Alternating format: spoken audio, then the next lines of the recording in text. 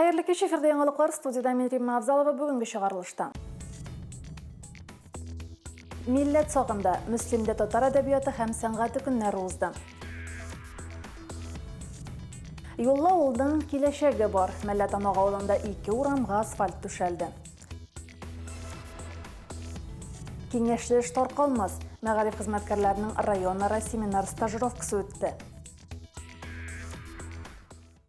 Әхәзрәлге һәм башка вакыйгалар хакында тулырак районыбызда татар әдәбияты һәм сәнгать көннәрен үткәрү матур традициягә әйләнде. Республикабызның мәртәбәле иҗат әһелләрен, каләм ияләрен кабул итү зур дәрәҗә. Республикабыз язучылары Мөслимдә 20-21 ноябрь көннәрендә кунак булды. Алар район мәдәният йортында һәм Мизгел яшьләр үзәгендә үткән чараларда катнашты. Тулырак Лилия Шәймиева репортажында. Беренче көн матур вакыйгалар, истәлекле очрашулар бәйстә калыр. Туган як музееның тагын бер электрон станциясын ачу тантанасы булды. Ул район мәдәният йортының әдәбиятта һәм сәнгатьтә мөслимләр экспозициялар залында урын алган. Шәхесләр белән бизәлә туган як тарихлары дип исемләнгән электрон станцияны тәкъдир итү тантанасында язучылар әлеге вакыйга уңайыннан үзләренең фикерләрен җиткерде. Монда электрон станциялар районыбызда 3 булды. Өченчесендә Мөслимебездән чыккан күренекле шәхесләр, иҗат әһелләренең исемнәре мәңгеләштерелеп килә. Бу көнне станциягә Мөслимебез сандугачы Миргарифан Ханнанов, җирлегебездә яшәүче шагыйрьләр Лилия Шәймиева, Марсель Гыйльфанов исемнәре дә өстәлде. Электрон ниндидер бер станция деген шундай формат, әминде онда безнең инде бөтен сәнгать эшлекләре рухи тормышыбызга, мөслимнең рухи тормышына кем инде өлеш керткән, аларны барысы да җыядар. Ягъни мөслим менә барлый үзенең балаларын, талантлы балаларын. Шулар мисалында яңа талантлар туып үсә. Әминде менә без уйлыйбыз, менә күптә үтмәс безнең мөслимдә яңа язучылар берлеге әгъзаларда килеп чыгарады дип. Müslümüm şakırdı mı, şakırsa da şakırmasa da kökten taş yağsa da men bunda. Çünkü men tuğan yağımını, gaziz halkımını bir nindi arttırusuz, bir nindi kupşılanusuz, yola gaylanusuz yaratam. Hem gururlanam. Çünkü Müslümanlar alar şunday halk dina, akıllı, vaktına bilmey turgan, işçen, öz işin kay çaklarda kürsete de bilmey turgan. Менә мен шундый якта туып үскән һәм шуның белән горурланам. Алга таба кунаклар Мизгел яшьләр үзәгендә үткән түгәрәк өстәл артында сөйләшүдә катнашты. Туган як, туган тел әдәбият исеме астында үткән чарада язучылар татар әдәбиятына кагылышлы фикерләрен җиткерде. Мөслим үзенең шәхесләрен зурлый белә, улылый белә һәм менә хәзерге вакыттагы вазгыятны да biz күреп чыктык. Менә мин балаларга тәрбия, милли тәрбия турында да бер-ике сүз әйтер идем. Без әби белән үстек. Милли тәрбия алып үстек дип уйлыйм мин. Менә хәзер әбисез яшиләр, урысча сөйләшәләр. Шуңа күрә безнең әзрәк аксый. Әмма бала йөрәгендә ул барыбер, ул бит татар булып туа. Бала йөрәгендә ул барыбер саклана. Анда Мөхәммәд ага Мәгдиевнең сүзе бар, ак кешеләр яши монда, ак күңелле кешеләр. Çünkü biz Zülfət gibi zor şairler bile birge okuduk, bir çırda okuduk. Üniversitede Naiz Gambarov anda Ferit Gilmetdinov var idi, Haras Ayubov bile şoşunday zor talantlar bilen bir çırda yaşayıma ben özü bəxtli deyip sanayım. Hem onların tuğan yağın her vakit görəsi kile, qaytıb, anda xalq bilen şaraşıp gitəriz. Түгәрәк өстәл артында һәр язучы, һәр шагыйрь үз фикерен җиткерергә тырышты. Балаларны татар әдәбияты белән кызыксындыру, сөйләм телен камилләштерү, гаджетларны мөмкин кадәр чикләү кебек мәсьәләләр проблема буларак күтәрелде. Чарада ватан пәрвәрлек кыйммәте турында да сүз булды.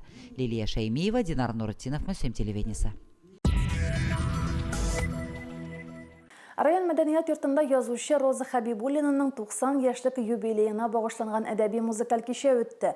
Педагог язучы РСФСРның мәгариф отличнигы Саҗидә Сөләйманова исемендәге әдәби премия иясе Роза Хәбибуллинаны каләмдәшләре генә түгел, укучылары һәм якыннары да котлады.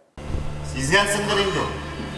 Мин сине бик Кичә Роза Хәбибуллинаның Мулла килене повестеннан сәхнәләштерелгән өзекле башланды. Роза апаның геройлары райондашларыбызның прототиплары мөслим кешеләре. Роза апаның тасвирлау, сурәтләү теле дә бик матур. Моны әсәрдәге өзекләрдә исбатлый.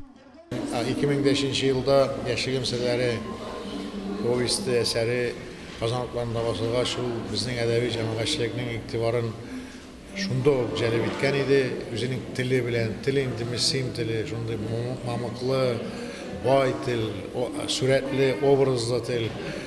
Һәм аннан соң ул шуннан да менә аны озак үтми язучылар берлегенә алдык. Һәм аннан соң ул безнең шунышны аклады. 90 яшь, ул бүген сафта, бүген актив тормыш позициясе белән яши. Һәм шунысы соклангыч, шушы яшьтә дә ул үзенең теге әйтәләр бит икенче сурышы ачылган кебек иҗат итә. Бер арты китаплар чыгара. Мин ихлас күңелдән Розапаны, татар хатын-кызларның зәвыклы затын, шушы матур юбилей белән ихлас күңелдән котлыйм. Бәйрәме белән тәбрик итеп район башлыгы орынбасары Озат Әхмәтҗанов Роза апага район башлыгының котлау адресын истәлекле бүләк тапшырды. Бик күп кенә язучыларыбыз, каләм осталары Мөслимгә килеп фикер алышалар. Алар үзләренең Мөслимнең матурлыгын күреп, аның халкының саф татарча сөйләшкәнен күреп, үзләренең иҗатларын баеталар дип әйтергә кирәк. Һәм шул вакытта без инде үзебезнең районыбызда эшләп килгән һәм бүген көндә дә иҗат иткән үзебезнең шагыйрьләребез, каләм осталары белән очрашып, алар инде төрле матур киңәшмәләр, түгәрәк өстәлләрдә фикер алышалар. Роза апага ихлас теләкләрен Казан, Йорчаллы, Әлмәт шәһәрләреннән килгән язучылар, район мәгариф идарәсе хезмәткәрләре дә җиткерде. Татарстан язучылар берлеге рәисе Аркаил Зайдулла яшь буынга милли тәрбия бирү, татар әдәбиятын үстерүдә халыкка танытуда куйган хезмәтләре өчен Тойгылды мәктәбенең татар теле һәм әдәбияты укытучысы Рушания Дәүләтовага, шагыйрь Рүзәл Минхаҗевка рәхмәт хатлары тапшырды.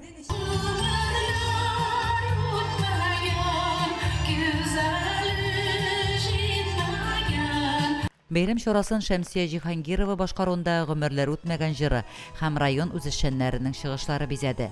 Әдәби музыкаль кичә Ләйсән Хаҗиева башкаруындагы бәхетле картлык җыры белән төгәлләнде. Бу җыр чын мәгънәсендә Роза апага атап язылгандыр төсле. Бәхетле картлыкта гомер кичерүче язучының янәшәсендә кадерле балалары, әбием дип өзелеп торучы оныклары, оныкчыклары бар. Язучы кызы булу бик кызык. Ул аның беренче итеп язган әсәрләрен без укыйбыз. Безгә әлбәттә ошый. Аның бигрәк тә миңа Калмырза дигән әсәр аның ошый. Вакилена, аның персонажларының прототипларын беләбез без, шуңа бик аеруча кызык була безгә укырга аның әсәрләре. Безгә инде мин уйлыйм, үзебезгә бик бу тормышта Роза апаны шулай безнең алда килеп, шулай барлыкка килүе бер зур бәхет дип уйлыйм. Шушы Роза Шакированың аркасында бик нык өйрәндек. Урыс теле әдәбиятының грамматикасын төпле иттереп укыдык. Һәм бүгенге көндә дә бик кулланабыз шул белемнәр белән. Күп санлы китаплары, мәгънәле әсәрләре белән танылган язучыларның берсе гомерен балаларга багышлаган мактаулы укытучы ул Роза Хабибуллина. Мин hiç de uylaudan toxtamayım, әле уйлыйм, bu юбилейлар үткәннән соң, ихтимал олы яшьтәгеләр ни уйлый микән, аларга дөньяда кызык бар микән, ничек яшиләр микән дигән сорау бөтен кешене борчый. Һәм мин шуңа шулай дип атап, бәлки әле берәр әйбер язармын. Чөнки мин 90 яшьтә булсам да, дөнья бик матур, дөньяда да яратып яшим. Әдәби кичәне район үзешчәннәренең чыгышлары бизәде. Котлаулар, бүләкләү мизгелләр белән үрелеп барган чара бер тында үтеп тә китте. Лилия Шәймиева, Динар Нуртдинов, Мөслим телевидениесе. Икенче көнне язучылар 8 төркемгә бүленеп мәктәпләрдә эшләде. Алар укучылар белән очрашты, чараларда катнашты. Мәктәп тормышы белән якыннан танышты. Безнең иҗат төркеме Мөслим гимназиясендә узган очрашуның шаһиты булды. Хуш киләсез, рәхим итегез. Күптән сагынып көттек сезне.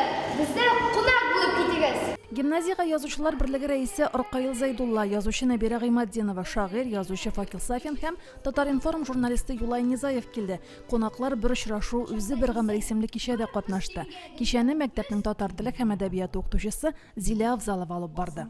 Сезнең гимназиягә килеп керүгә, ишек төбендә безне матур иттереп, татар кызлары, каршы алып, татар егетләре каршы алып, матур итеп шигырьләрен безгә укып әйме. Мин үземне татар мөхитенә эләккән кебек тойдым. Мин менә бу бүгенге көндә шушы гимназиядәге укытучылар һәм укучылар белән аралашуыма бик шат. Язучылар үзләре белән таныштырдылар, укытучының һәм укучыларның сорауларына җавап бирделәр, китап уку, иҗат итү турында сөйләделәр. Әдәбият, сәнгать ул кешене рухи яктан тәрбияли, байыта, олардан нәрсәгәдер дәртләндерә. Әлбәттә, менә 100 укучы катнаша икән, аларга сөйлисең икән, оларның барысы да аны эләктереп алмас.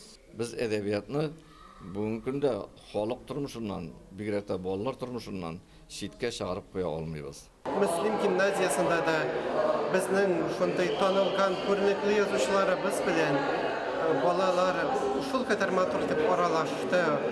Аларның күңелләрендә шушы очрашу әлбәттә шушындый бер матур истәлек булып сакланачак. Мондый очрашулар укучыларга дөньяны танып белүдә ярдәм итә. Язу сәләте булганнарга, иҗат белән кызыксынучыларга сәләтен үстерү өчен тагын бер мөмкинлек булып тора. Әдәбият ул әдәп, әхлак дигән сүз. Язучыларыбызның иҗаты аша шушы әдәпкә, әхлакка өйрәтәбез. Бүгенге очрашуда да шушы зур кызыксыну белән тыңлап утырдылар алар. Һәм инде нәтиҗә ясаганнардыр, үзләренә рухи азык алганнардыр. Ел сайын язучылар белән очрашу, ул безнең өчен инде зур бәхет. Кичкенәдән инде без бу бәхет турында хыяллана гына идек. Әнә шушылай балаларны ел сайын хәзер үзебезнең гимназиядә язучылар белән очраштыру үзебез өчен дә бер сөенеч. Язучылар инде безне тагын бер елга рухландырып китәләр. Югары классларда инде без бу язучыларның әсәрләрен үтәбез, өйрәнәбез. Аларга да сораулар бирү бик кызыклы булды. Чарадан соң мәктәп директоры Азат Мирзаянов кунакларга мәктәпне күрсәтте. Язучылар музейда һәм китапханәдә булдылар. Римма Авзалова, Динар Нуруддинов, Мөслим телевидениесе. Мәләтамак авылының Тукай һәм кооператив урамнарына асфальт җәелде. Июнь айында башланган юл ремонты 4 ай дәвам итте. Юлны рәсми төстә ачу тантаналы формада узды. Анда район башлыгы Альберт Хужин да катнашты. Юл авыл халкының үзәгенә үткән иң төп мәсьәлә. Мәләтамак авылында бу эшләрне халык күптән көткән иде. Әлеге күләмле эшләрне башкаруда Чаллы икмәге акционерлык җәмгыятенең генераль директоры Рафаэль Юнусов ярдәм күрсәткән. Безнең инде 2 улы урамыбыз, ул Тукай урамы һәм кооператив урамында асфальт юл салынды. Халык бик сөенә, чөнки юллар авылдагы юлларның торышы бик начар иде. Аны инде күпме ремонтласаң да асфальт җәймичә бу проблемалардан кутылып булмый. Шуңа без инде бик зур рәхмәтле. Киләчәктә дә Рафаэль Сәйманович белән тыгыз элемтәдә эшләп, әле безнең эшләргә язсын, әле безнең планнарыбыз бик күп. Авылыбызда яшәү өчен бөтен мөмкинлекләр бар. Яшәргә дә яшәргә, барлык кешеләргә дә сәламәтлек телим. Менә хәзер тагын шәһәр сымак асфальт юллардан атлап йөрибез. Күңелебез сөенә, шатлана. Тагы да шушындай матур киләчәгебез булсын. Ремонт эшләрен Татавтодор җәмгыятенең Мөслим юл ремонтлау төзелеш участогы оешмасы башкарды. Ремонт эшләре барышында билгеле участокларда юл япмасы яңартылып кына калмыйча, юл кырыйлары да төзекләндерелде, горизонталь юл билгеләре дә куелды. Юлга асфальт салу чыгымнары 50 миллион сумга төшкән. Тантаналы чарада Татавтодор җәмгыятенең Минзәлә филиалы директоры Марат Сәмигуллинга, Строй групп сервис җәмгыяте директоры Илдар Абдуллинга район башлыгының рәхмәт хатлары тапшырылды. Һәркемгә туган авыл якын һәм бик кадерле була. Минем өчен дә шулай. Булдыралганча кулымнан килгәнчә ярдәм итә алганыма сөенәм, диде юл чыгымнарын күтәргән Рафаэль Юнусов. Иң беренче максат, теләк туган ягыбыз гөрләп торсын, чәчәк атсын. Анда яшәгән халыкның күңеле шат булсын, көр булсын. Аларның киләчәккә шундый якты өметләре булсын һәм ул аклансын. Шуңа күрә авылда яшәгән кешенең аңа бер кадер, хөрмәт бер тиеш. Юлларны саклау максаты белән авыр йөк машиналары өчен шлагбаумнар да куелды. Зур йөк машиналары өчен урау юл эшләнәчәк. Лилия Шәймиева, Динар Нуруддинов, Мөслим телевидениесе. Мөслим гимназиясында укытучыларның районнары семинар стажировкасы оештырылды. Анда Октаныш, Азнакай, Сарман, Тукай һәм Мөслим районнары укытучылары катнашты. Яңа форматтагы тәҗрибә алмашу чарасы мөгаллимнәргә кайсы ягы белән файдалы булачак? Шул хакта Гөлназ Җәлилова материалында. Укучыларга сыйфатлы билим берүү өчен мугалlimнәрнең һөнәри компетенциясе һәр даим заманча чаралар белән үстерелеп торырга тиеш. Бу юнәлештә район мәгариф идарәсе актив рәвештә яңа эш алымнары куллана. Biz bu yıl bu oku yılında seminarlarını yaңа formatта үткәрергә булдык. Ачык дәресләр карыйбыз. Но дәресләрне шушы мәктәп укытучысы бирми, икенче мәктәптән килгән, авыл мәктәпләреннән килгән укытучылар бирәләр. Авыл мәктәпләрендә безнең балалар әз. Но анда да әйбәт укытучылар укыта. Алар үзләренең методларын, үзләренең приемнарын зур күп балалы классларда да кулланып була икәнен күрсәтер өчен. Төрле семинарлар вакытында ачык дәресләрне үз укучыларың белән бирү гадәткә кергән. Стажировка форматында мондый семинарларда исә чит мәктәп укучысына дәрес аңлатасы. Бу хезмәт стажы зур булган укытучылар өчен дә зур сынау. Әзерләнү дәрәҗәсе бик авыр булмады. Авыл мәктәбе белән менә район мәктәбендә дәрес биреп карау өчен авыл укытучысы өчен бу тәҗрибә булып тора. Чөнки без авыл мәктәбендә инде әз комплектлы класслар белән эшлибез. Монда күп күләмдәге балалар белән эшләү безнең өчен яхшы тәҗрибә булып тора. Семинарларда күрсәтелгән ачык дәресләр, мастер-класслар яшь укытучыларга зур хезмәт юлы үткән хезмәттәшләренең эш тәҗрибәсе белән якыннанрак танышырга мөмкинлек бирә. Бүгенге эшлекле семинарда мин үземә бик күп яңа алымнар алдым. Әлбәттә, әлеге алымнар миңа инде киләчәктә бик ярдәм итер дип өметләнеп калам. Дәресләр бик тә мавыктыргыч һәм көнкүрештә кулланыла торган алымнар белән ясалган иде. Балалар математиканың көндәлектә кирәклеген аңлап калдылар. Район мәгариф идарәсе эш тәҗрибәсен тирә-як район мәктәпләрендә билим бирүче укытучыларга да таратырга тырыша. Мөслим гимназиясендә үткән чарага Актаныш, Азнакай, Сорман, Тукай районы мөгаллимнәре дә килде. Без Сорман районыннан килдек һәм безнең монда 7 кешедән торган делегация. Без монда алдынгы технологияларны өйрәндек. Бик матур укытучыларның ачык дәресләрен карадык. Шулай ук менә мастер-класслар карадык без монда һәм үзебезгә бик отышлы алымнарны алдагы үзебезнең эштә кулланырбыз дип уйлыйм. Тәҗрибә алмашып эшләү мөгаллимнәрне яңалыкка омтылып эшләргә итерә, аның яңа форматлары бу эшне тагын да кызыклырак итә. Иң мөһиме нәтиҗә яхшырсын. Гөлназ Җәлилова, Динар Нуртинов, Мөслим телевидениесе. Пушкин картасы Бөтен Россия программасы Россия президенты инициативасы белән мәдәният ил күләм проекты кысаларында гамәлгә ашырыла. Ул 2021 елдан бирле эшли, 14 яшьтән 22 яшькә кадәрле гражданнар театрга, музейга, концертларга барганда шушы карта белән түли ала. Әлеге мөмкинлектән районыбыз укучылары да бик теләп файдалана. Күптән түгел Пушкин картасы ярдәмендә балалар Габдулла Кариев исемендәге Татар дәүләт яшь тамашачылар театры спектаклен карады. Пушкин картасы проекты буенча мәдәни чаралар Мөслимдә еш булып тора. Татар театрлары да Мөслимгә килгән саен укучылар өчен тәрбияви әһәмияткә ия булган иҗат җимешләрен алып килә. Бу юлы Габдулла Кариев исемендәге Казан Татар дәүләт яшь тамашачы театры Муса Моабит исемле пластик музыкаль поэтик спектакль тәкъдим итте. Бу спектакль инде безнең менә балаларга, мәктәп балалары өчен, мәктәп программасында булганга күрә мәктәп балалары өчен махсус куелды. Бу спектакль дәрес дип атала. Без инде бу спектакль дәрестә Муса Җәлилне башкарак яктан ачарга тырыштык. Менә безнең Муса Җәлил, без бит инде аны патриотик шагыйрь буларак беләбез, шундый җитди, шундый көчле кеше буларак беләбез. Менә бу әсәрдә инде без аны икенче яктанрак ачарга тырыштык. Муса Җәлил образы төрле сәнгать әсәрләрендә төрлечә тудырыла. Үзенчәлекле бу спектакльдә дә Муса шагыйрь буларак кына түгел, гади кеше буларак та ачыла. Миңа актер өчен бик кызык. Ул менә шул ир кешене, беләсезме, ул шундый батырлыгын уйнарга. Чөнки ул менә барыбер яза, сыза да тагын яза диләр, һәм ул менә барыбер ниндидер язып калыйм дигән шундый фикердә, һәм миңа ул шундый дәрт бирә. Татарча аңламаган балалар өчен театрда синхрон переводлары бар. Муса Җәлил безнең күңелләрдә геройлык һәм ватанга бирелгәнлекнең зур үрнәге буларак яши.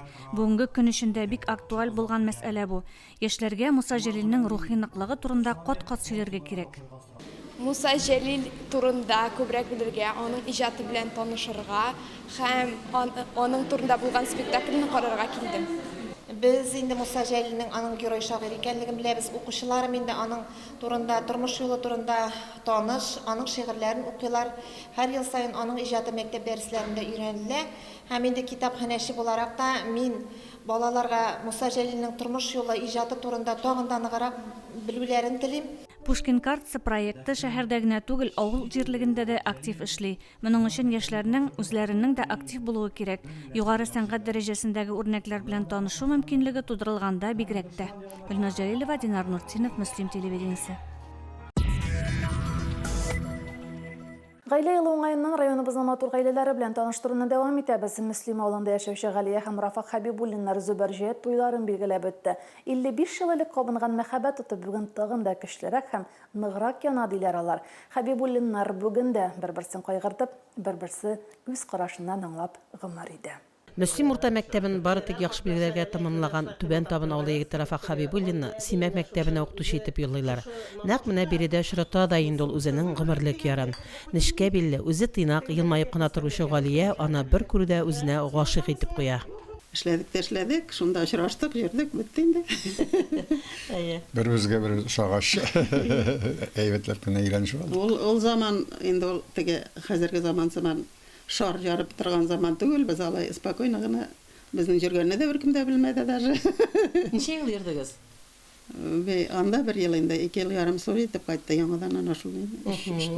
Яшьләр хезмәт белән гаилә тормышын һәр вакыт бергә киңәшләшеп һәм аңлашып алып баралар.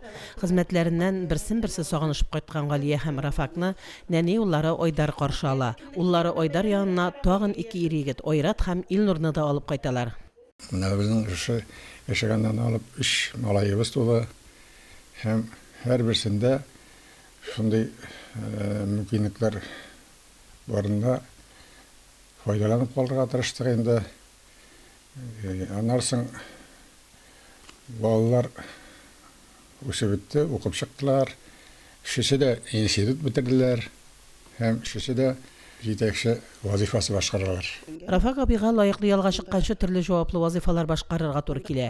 30 елдан артык педагогик хезмәт стажына ия булган мөгаллим дә ул. Галия апа да тормыш иптәшеннән калышмый. Район кулланучылар җәмгыятендә 30 елдан артык хисапчы булып тырыш хезмәт куя. Без гомер буе эшләдек, укыдык. Бүтән безгә нинди шушындый Рафак ягындагы әткәнкәйләрдә шушындый анда патриархат тоже матриархат түгел. Без алай һәр вакытта да шушы патриархатны алга куеп гомер иттек. Һәм балаларыбызга да шундый тәрбия бирелгән. Үзләренең уртак мәхәббәт учагын кабызганга 55 ел үтеп тә киткән. Әмма әле бүген дә ялкынланып һәм балкып яна Галия һәм Рафак Хәбибуллиннарның гаилә учагы. Без менә Галия белән өйләнешкәннән соң беребез иң башта хөрмәт итүне сөйләштек, дөресен әйткәндә вакытта. Һәм нинди генә эш башкарылса да безнең яшәшмичә эшләгән булмады. Галия действительно bütün уңай фикерләрен җиткерәдер, сөйләшәдер. Без аның белән юк бар сөйләшмәдек. Беребез хөрмәт иттек. Үзләре дә гомер буе тырыш хезмәт белән гомер иткән Хәбибуллиннар яшьләргә дә хезмәт белән яшәргә кирәк диләр. Беренче чиратта хезмәт сөяргә кирәк. Хезмәтне яратып гомер итәсең икән, бер-береңнең хезмәтен күрергә өйрәнәсең. Ул нинди хезмәт башкарган, син нинди хезмәт башкарасың. Шушылар булса, бер-берсен аңлап, бер-берсен саклап, яклап гомер итәргә насыйп булсын барча яшьләргә дә. Галия һәм Рафак Хәбибуллиннар бүген бәхет дигән олы байлыкны саклап һәм олылап гомер итәләр. Моннан 55 ел элек кулларына алган бәхет кышын бүген дә кадерләп саклыйлар алар. Фәридә Гаинкинова, Динар Нуртдинов, Мөслим телевидениесе. Икенче чирек башыннан районыбызда бөтен Россия предмет олимпиадаларының муниципаль этабы старт алды. Әлеге этапта җиңүчеләрне билгеләр өчен укучылар гадәттә район үзәгенә җыела. Мөслим гимназиясендә бүген шундый олимпиадаларның берсе үтте. Теманы Гөлназ Җәлилова дәвам итә. Мәктәп укучыларының бөтен Россия олимпиадасы берничә баскычтан тора. Мәктәп турында җиңү яулаган укучылар район күләмендә үз көчләрен сынарга килә. Физик тәрбия буенча теоретик һәм практик белем күнекмәләрен сынарга укучылар Мөслим гимназиясенә җыелды. Бу олимпиадада катнашалар укучылар, кызлар һәм егетләр 7-8, 9 класс, 10-11 класс укучылары. Бу биредә олимпиадада баллар буенча алга чыккан призлы һәм победительләр безнең аннан соң барачак Казан шәһәренә бөтен республика олимпиадасына инде. Сынауның теория өлешендә укучылар Олимпиада, Паралимпия уеннарының тарихы, атаклы чемпионнар, физик үсеш үзенчәлекләре белән бәйле сорауларга җавап бирә. Олимпиаданың бүген безнең менә практик өлештә гимнастика бүлекләре буенча инде укучылар үзләренең белемнәрен күрсәтәләр инде. Монда инде безнең укучыларыбыз инде 7-8 төр акробатик күнегүләр күрсәтәләр. Һәм инде һәрбер күнегү инде үзенең бағы бар инде, бәясе бар инде. Шушы бәяләрне инде аннары берләштереп, шушы инде общий сумма чыгарабыз инде. Динара Баева Салауыз Мухан мәктәбендә физкультура дәресләрен әле 3-нче елын гына укыта. Бүгенге сынауга 2 укучы сыналып килгән. Олимпиадаларга килгәндә безне һәрвакытта дәресләрдән соң өстәмә кичке якта без укучылар белән шул 1-2 сәгать эчендә әзерләнәбез.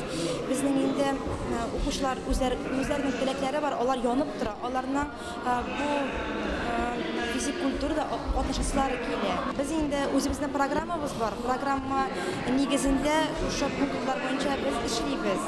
Олимпиада мөгаллимнәр өчен эш күрсәткече булса, укучылар өчен ул елга бер була торган зур сынауда. Биредә алар дуслары белән очраша, үзара осталыкта көч сынаша. Я люблю урок физкультуры, и по нему я готовлюсь к Олимпиаде уже 3 года. Каждый год я стараюсь стать победителем, также вырываюсь в Казань, чтобы стать там призером. Тренируюсь я после уроков или же вечером. Мы бегаем, занимаемся гимнастикой, а также баскетбол и футбол. Олимпиаданың муниципаль этабында җиңгән укучылар районыбыз данын республика күләмендә яклаячак. Мондый укучылар һич шиксез үзләренең генә түгел, гаилә әгъзаларының физик сәламәтлеген гомере буе кайгыртачак. Гөлназ Җәлилова, Динар Нуртдинов, Мөслим телевидениесе. Бүгенге шулар, Мирим Абзалова сезнең белән сау булашам. Исән-имин булыгыз.